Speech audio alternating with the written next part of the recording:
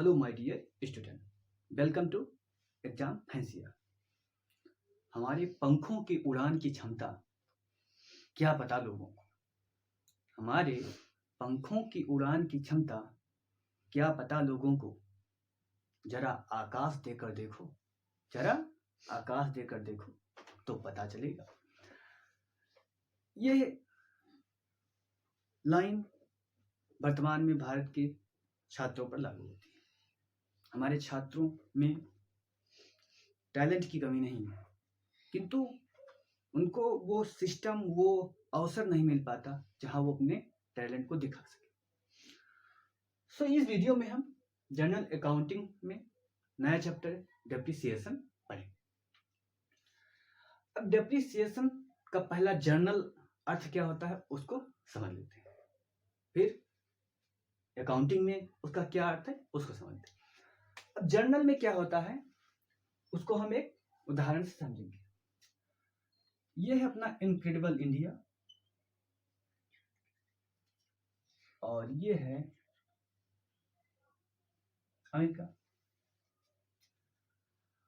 अब भारत चाहता है कि अधिक से अधिक सामान मैं क्या करूं, अमेरिका में भेजूं, जिससे क्या मुझे मिले, डॉलर मिल सके।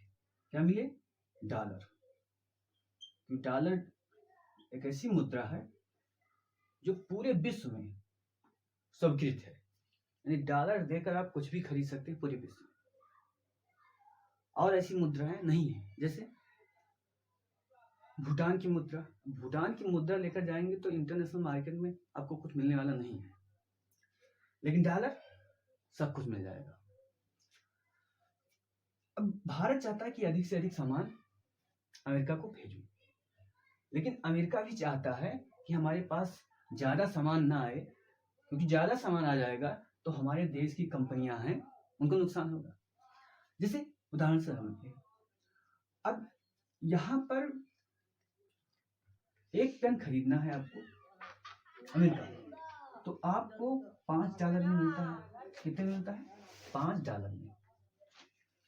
यहां पर अगर पेन खरीदना है तो आपको 75 रुपए में मिलेगा। यहां पर $5। अब अगर $5 को रुपए में कन्वर्ट करें, किसमें कन्वर्ट करें? रुपए में, तो गुणे 75।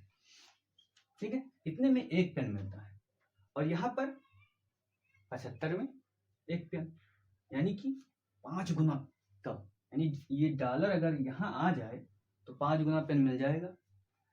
लेकिन अमेरिका भी क्या करता है, भारत जब पेन भेजता है उसे, तो उस पर 5 गुना टैक्स लगा देता है। कितना? इसका 5 गुना लगा देता है टैक्स। तो पेन की कीमत क्या हो जाती है? बराबर हो जाती है। लेकिन इससे ज्यादा वो टैक्स लगा नहीं सकता। क्या? इससे ज्यादा टैक्स लगा नहीं सकता।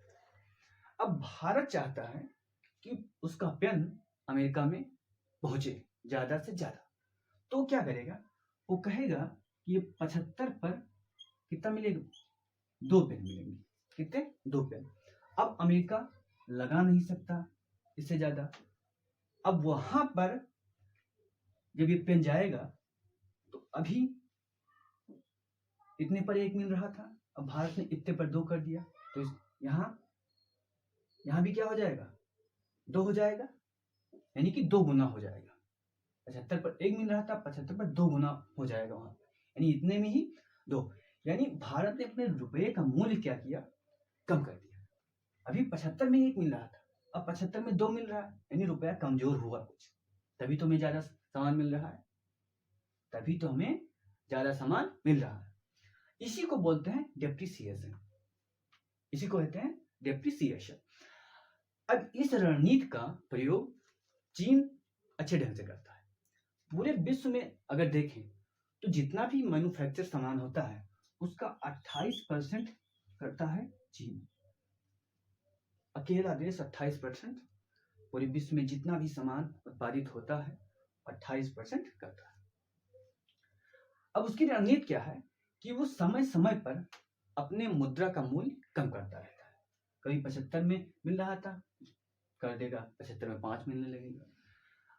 इस कारण विश्व मार्केट में उसका क्या रहता है, दबदबा रहता है, और मार्केट पर नए जो प्रतिस्पर्धी हैं वो नहीं आते।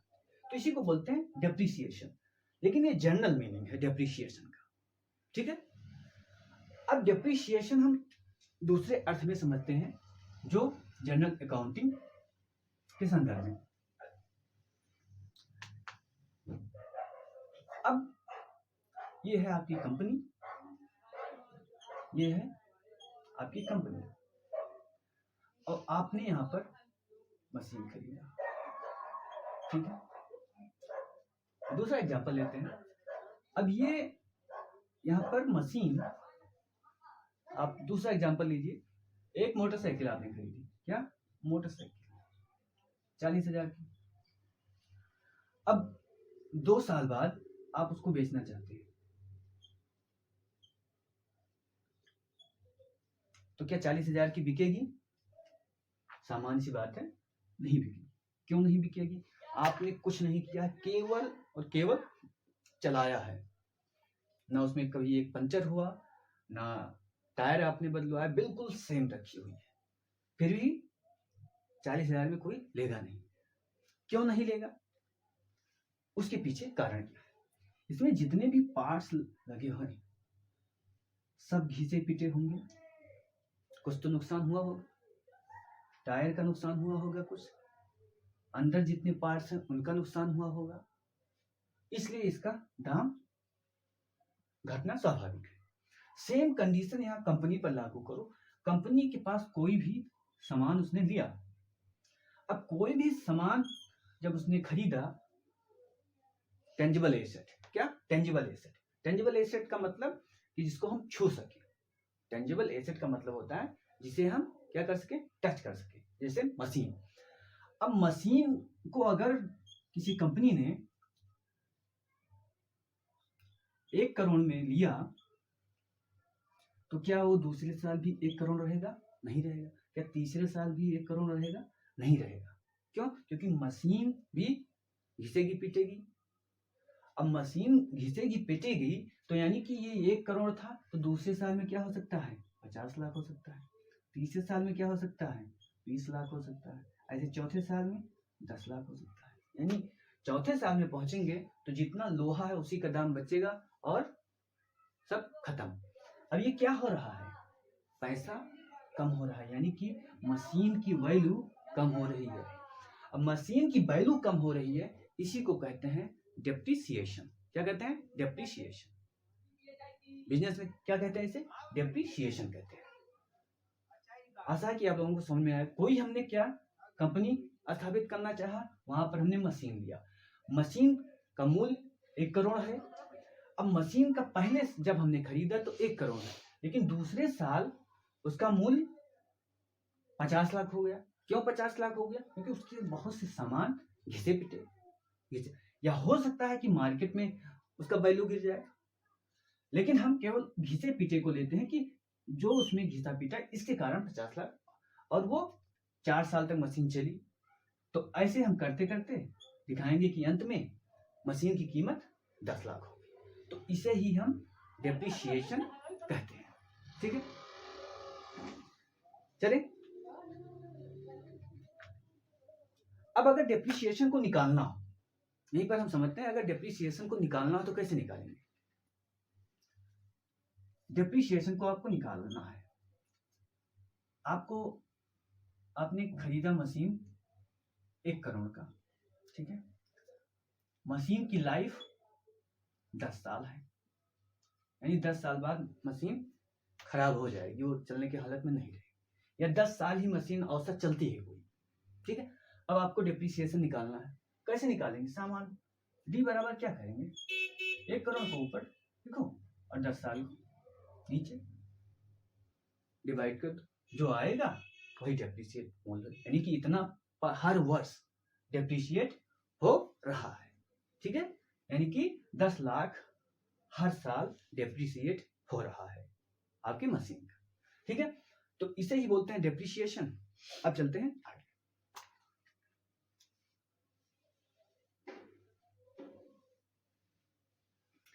अब प्रश्न उठता है, डेप्रिसिएशन क्यों करते हैं? डेप्रिसिएशन क्यों करते हैं?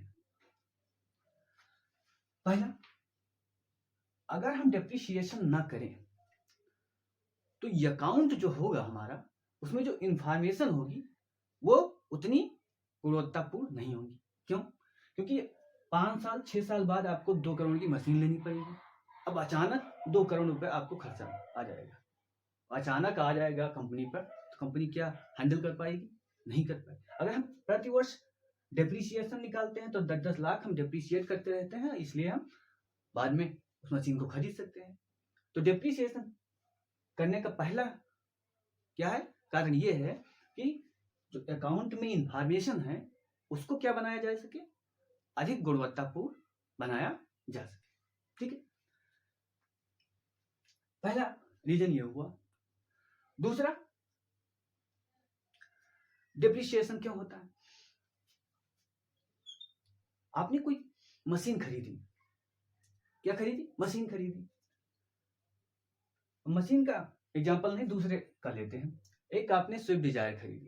क्या खरीदा? स्विफ्ट डिजायर गाड़ी खरीदी।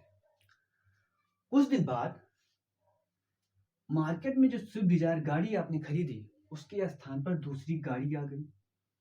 अब ये स्विफ्ट डिजायर जो आपकी है 1 लीटर में चलती थी 10 किलोमीटर। अब जो नई गाड़ी आई 1 लीटर में चलती है 50 किलोमीटर। कितना चलती है? 50 किलोमीटर। और उसके साथ ही साथ आप इसमें चार्जिंग सिस्टम है, आपके पास चार्ज भी कर सकते हैं। आप 1 घंटा में चार्ज करेंगे 100 किलोमीटर।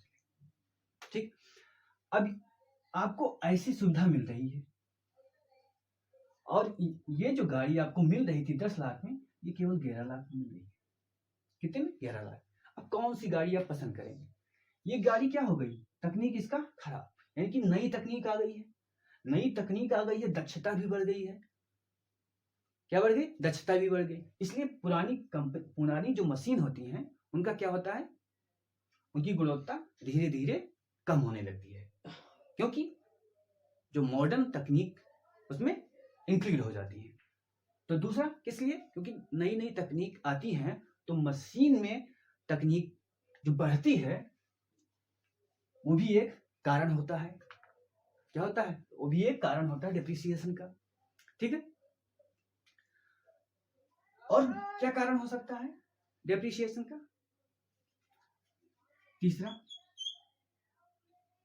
तीसरा कारण क्या हो सकता है? उसका प्रति यूनिट कास्ट, क्या? प्रति यूनिट कास्ट अधिक हो। क्या हो? प्रति यूनिट कास्ट अधिक हो, तो भी वो तकनीकी के हिसाब से क्या प्रासंगिक नहीं रहेगी। तो डेप्रिसिएशन स्वाभाविक है करना। क्यों स्वाभाविक है? मैंने बताया कि ये कारण है, इसलिए स्वाभाविक है करना। और कंपनी के अकाउंट को अच्छे ढंग से दिखाया जा सके, उसमें इंफॉर्मेशन अच्छे ढंग से दिखाया जा सके, इसलिए इसको हम करते हैं। ठीक है, अब मैंने बताया कि डेप्रिसिएशन टेंजिबल एसेट पर की जाती है। किस पर की जाती है? टेंजिबल एसेट पर। टेंजिबल एसेट ऐसी एसेट जिसको हम छू सकते हैं। क्या आपको लगता है कोई ऐसी एसेट है जो टेंजिबल है किंतु उसका मूल्य नहीं घटता समय के साथ, उसका मूल्य बढ़ता ही जाता? दिमाग लगा के बताइए। एक एसेट है जिसका मूल्य लगातार बढ़ता ही है, कभी वो डेप्रिशिएट होता ही नहीं। क्या है? लैंड। लैंड ऐसा एसेट है जिसका कभी डेप्रिसिएशन नहीं होता है, हर समय वो बढ़ता रहता है। अगर इसीलिए बोला जाता है कि लैंड में जो निवेश किया जाता उसमें कभी घाटे होने की चांसेस नहीं है। क्या? चांसेस नहीं है। इसीलिए आप देखेंगे रियल एस्टेट इतना तेजी से बढ़ रहा है। ठीक है, तो ये हुए कारण। ठीक है, कि क्यों किया जाएगा डेप्रिसिएशन, क्यों इंपॉर्टेंट है। ठीक है, अब डेप्रिसिएशन का उद्देश्य क्या होता है? डेप्रिसिएशन का उद्देश्य क्या होता है? पहला तो मैंने यही बताया कि कंपनी की वित्तीय स्थिति की जानकारी आसानी से हो सके। क्या हो सके? कंपनी की वित्तीय स्थिति की जानकारी आसानी से हो सके। पहला उद्देश्य हो सकता है। उद्देश्य क्या है, ऑब्जेक्टिव। डिप्रिसिएशन का ऑब्जेक्टिव क्या है, पहला कंपनी की वित्तीय स्थिति को आसानी से जाना जा सके, ठीक है। दूसरा कारण क्या हो सकता है, दूसरा कारण डिप्रिसिएशन करके हमें जो अचानक पैसे का बोझ आने वाला है, किसके लिए, मशीन खरीदने के लिए, उसको कम किया जा सकता है। यानी कंपनी पर अचानक आने वाले बोझ को क्या किया जा सकता है, कम किया जा सकता है, ठीक है। और डिप्रिसिएशन को हम लगाकर ही कोई फंड क्रिएट कर सकते हैं जो हमारी कंपनी के लिए अच्छा हो, ठीक है। तो ये उद्देश्य होते हैं कि कंपनी की वित्तीय स्थिति सही रहे और हम फंड क्रिएट करके जब हमें कोई मशीन लेना हो तो कंपनी पर अचानक बोझ ना बढ़े, ठीक है। तो प्रमुख उद्देश्य ये है, कंपनी पर अचानक बोझ ना बढ़े, कंपनी की वित्तीय स्थिति के बारे में सही जानकारी मिल सके और उसी के हिसाब से हमारा ग्रुप होता है। तो ये होता है डिप्रिसिएशन का उद्देश्य। अब डिप्रिसिएशन को प्रभावित करने वाले कारक को देखते हैं। डिप्रिसिएशन को प्रभावित करने वाले कारक को देखते हैं, ठीक है। या डिप्रिसिएशन का मेथड देखते हैं पहले। डिप्रिसिएशन के मेथड, कितने मेथड हैं डिप्रिसिएशन को आप देखिए, डिप्रिसिएशन को निकालने के लिए। पहला मेथड, इसको बोलते हैं स्ट्रेट लाइन मेथड। क्या बोलते हैं, straight line method, straight line, ठीक है। अब स्ट्रेट लाइन मेथड क्या होता है, उदाहरण से समझते हैं। अब आपने मशीन खरीदी 1 करोड़ की, ठीक है, कितने की, 1 करोड़ की, और ये कितने साल चलेगा, 10 साल इसका औसत है। अब यानी कि 10 साल तक आपको डिप्रिशिएट करना पड़ेगा, ठीक है। अब 10 साल तक आप सोचते हैं कि अगर 10 साल चलेगी तो मान लेते हैं 10 लाख का प्रतिवर्ष क्या होता है, डिप्रिसिएशन होता है। तो आपने 10 लाख हर वर्ष डिप्रिशिएट किया, क्या 1 करोड़ में हर वर्ष आपने 10 लाख किया, हर वर्ष आपने 10 लाख किया। इसको बोलते हैं स्ट्रेट लाइन मेथड, यानी आपने इसी पर आप हर समय करते रहे और आपका जब इसका ग्राफ बनाएंगे तो सीधा स्ट्रेट लाइन बनेगा, क्योंकि 1 करोड़ पर ही आप बार बार कर रहे हैं। तो इसको बोलते हैं स्ट्रेट लाइन मेथड, ठीक है। अब दूसरा मेथड क्या हो सकता है डिप्रिसिएशन को नापने के लिए, दूसरा मेथड देखते हैं। दूसरा मेथड है डिमिनिशिंग बैलेंस मेथड।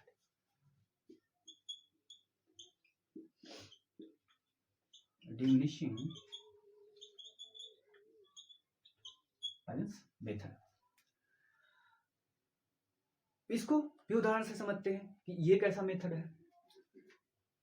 1 करोड़ का आपने क्या खरीदा, मशीन, ठीक है, कितने साल चलना है, 10 साल चलना है। अब आपने क्या किया कि पहले साल 1 करोड़ पर आपने 10% लगाया, ठीक है, कि 10% इसका डेप्रिशिएट होगा। दूसरे साल क्या करेंगे, दूसरे पर 90 लाख लगाएंगे, 10% इसका होगा। तीसरे साल 80 लाख, ऐसे आप कम करते जाएंगे और इधर उसका डेप्रिसिएशन वैल्यू निकालते रहेंगे। तो इसको बोलते हैं क्या, डिमिनिशिंग बैलेंस मेथड। क्या बोलते हैं, डिमिनिशिंग बैलेंस मेथड। अगला क्या हो सकता है, unit of production, unit of production, ठीक है, मेथड। यानी कि अब आपने क्या किया, आपकी कंपनी है, अब कंपनी की जो मशीन आपने खरीदी वो तो 1 करोड़ की ही है, उसको कितने दिन चलना है, 10 साल तक चलना है, ठीक है, 10 साल तक चलना है। अब इस पर आपने क्या किया कि 1 साल में ये आपकी मशीन कितना यूनिट सामान बनाती, मान ले 100, मान ले 100, ठीक है, बनेगी बहुत ज्यादा लेकिन समझने के लिए। तो इस पर अब डेप्रिसिएशन लगाएंगे हम, इस पर यूनिट पर, यानी कि 10 साल में इसने इतना यूनिट बनाया और इसी यूनिट पर हम डेप्रिसिएशन लगाएंगे, ना कि इस पैसे पर, ठीक है। तो यूनिट के हिसाब से हम डेप्रिसिएशन लगाते हैं, तो यूनिट ऑफ प्रोडक्शन मेथड अपनाया जाता है, ठीक है। तो 3 मेथड है, क्या 3 मेथड है। सामान्यतः प्रयोग इसी का किया जाता है, लेकिन तीनों का प्रयोग किया जा सकता है, उस पर कोई रोक नहीं है। आगे चलते हैं। अभी हम लोगों ने देखा डेप्रिसिएशन। डेप्रिसिएशन में क्या टेंजिबल एसेट पर हमने क्या देखा, डेप्रिसिएशन देखा। क्या इंटेंजिबल एसेट पर भी डेप्रिसिएशन हो सकता है? हो सकता है। किस पर? इंटेंजिबल पर भी।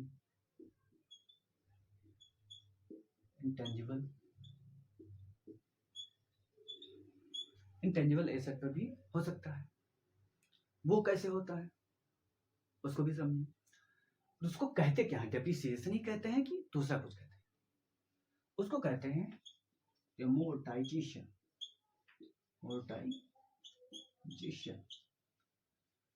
एमोर्टाइजेशन बोलते हैं। क्या बोलते हैं? एमोर्टाइजेशन। किस पर? Intangible asset. इंटेंजिबल एसेट क्या होता है? जिसको हम छू नहीं सकते। तो कौन सा ऐसा एसेट है जिसको हम छू नहीं सकते? जैसे हम लोगों ने देखा कि आपकी एक दुकान है, अब पान की दुकान है या चाय की दुकान है। अब इस चाय की दुकान का फेम इतना है कि इसके 10 किलोमीटर दूर से लोग आते हैं चाय पीने। क्यों? क्योंकि इसका नाम है। बगल में दूसरा चाय वाला है लेकिन वहां कोई नहीं पीता, लेकिन 10 किलोमीटर से लोग चाय पीने आते हैं। और इस दुकान का अगर वैल्यू देखें लैंड और मशीनरी के साथ तो 1 लाख है। किंतु जब आप इसको खरीदना चाहते हैं कि मैं खरीदूंगा, यहाँ अच्छा सा होटल बनाऊंगा, तो वो कहता है 1 लाख नहीं 5 लाख लूंगा। कितना लूंगा? 5 लाख। 5 लाख क्यों लोगे आप? 5 लाख क्यों लोगे? वो 4 लाख इसका लेता है कि मैंने इतने दिन काम किया और 10 किलोमीटर तक हमारा नाम है, तो उसका फायदा आपको मिलेगा। तो ये जो 4 लाख है इसको क्या बोलते हैं? इसी को बोलते हैं इंटेंजिबल एसेट। इसको बोलते हैं गुडविल। क्या बोलते हैं? गुडविल। ठीक है, ये हो गया। और क्या हो सकता है? कॉपीराइट। क्या? कॉपीराइट। कॉपीराइट हो सकता है, आपने कोई किताब लिखा, कॉपीराइट हो सकता है। दूसरा ट्रेडमार्क हो सकता है। क्या हो सकता है? ट्रेडमार्क हो सकता है। और क्या हो सकता है? इंडस्ट्रियल डिजाइन हो सकता है, जिसे आप देख नहीं पाते किंतु आपकी एसेट होती है। क्या? आपकी एसेट होती है। अब इस पर हम कैसे डेप्रिसिएशन निकालें? आपको इस शब्द को याद करना है, अमोर्टाइजेशन। अब जैसे एक दवा कंपनी है, उसने दवा क्या किया? बनाया, आविष्कार किया। अब उसने पेटेंट लिया। पेटेंट कितने का मिला? 10 वर्ष का मिला। 10 वर्ष का पेटेंट मिला उसे। अब यानी कि 10 वर्ष केवल और केवल वही कंपनी क्या कर पाएगी? इस पर ये दवा बना पाएगी। पेटेंट का मतलब कि आप कोई चीज नया खोज करते हैं तो उसको कुछ निश्चित समय के लिए आप ही बना सकते हैं। इसलिए बना सकते हैं क्योंकि आपको जो आपने उसमें निवेश किया है उससे आपको लाभ मिल जाए। अब 10 साल तक ही ये पेटेंट का प्रयोग करेगी, तो क्या ये चाहेगी नहीं कि 10 साल में मैं इतना पैसा कमाऊं? कितना? इतना पैसा कमाऊं जितना मैंने निवेश किया है उससे ज्यादा भी। तो जो पेटेंट के कारण इसे लाभ मिल रहा है, मानते हैं कि पेटेंट के कारण इसको 1 करोड़ का लाभ हो रहा है, तो 1 करोड़ पहले साल हुआ दूसरे साल इसी तरह 10 साल हुआ तो कितना हो गया 10 करोड़। अब 10 करोड़ धीरे धीरे क्या हो रहा है, कम हो रहा है, यानी कि 10वें साल बाद आपका लाभ बिल्कुल खत्म, यानी कि जो 1 करोड़ लाभ है वो बिल्कुल खत्म। अब उस पर आप क्या करते हैं, उसको धीरे धीरे घटाते हैं, अचानक नहीं घटाते कि हाँ अचानक 1 करोड़ हमारा खत्म, आप धीरे धीरे उसको घटाते हैं। तो इसी को बोलते हैं अमोर्टाइजेशन। क्या बोलते हैं, अमोर्टाइजेशन। ठीक है, अब अगला टॉपिक जो है, अगला टॉपिक प्रोविजन का। क्या, प्रोविजन। तो समझते हैं प्रोविजन होता क्या है। ठीक है, प्रोविजन का प्रयोग सामान्यतः बैंक करते हैं। अब बैंक क्यों करते हैं उसको देखते हैं। अब एक बैंक है, ठीक है, बैंक का काम क्या है, लोगों को ऋण देना, लोगों का जमा रखना। बैंक का कार्य क्या है, लोगों को ऋण देना और उनका जमा रखना, जो जमा करते हैं। अब बैंक ऋण दे रही है, तो बैंक ने अगर 10 लाख ऋण दिया तो बैंक ये मानकर चलती है, क्या, बैंक ये मानकर चलती है इसमें हो सकता है 1% ना आए,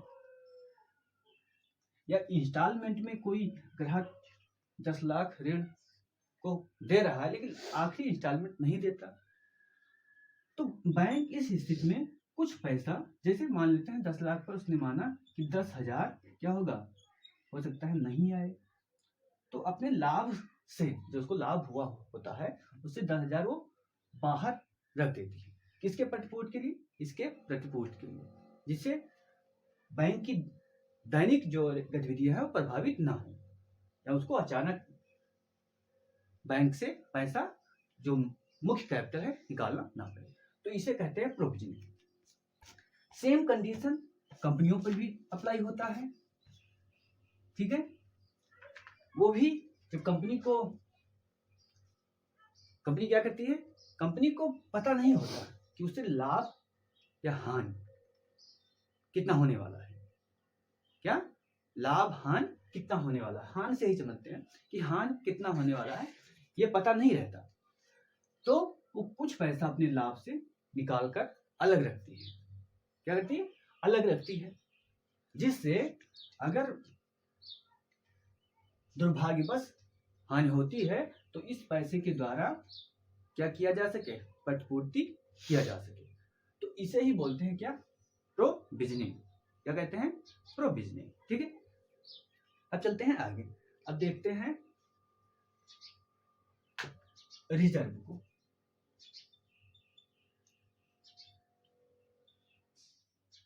ठीक है, रिजर्व क्या होता है, जब कोई कंपनी क्या करती है,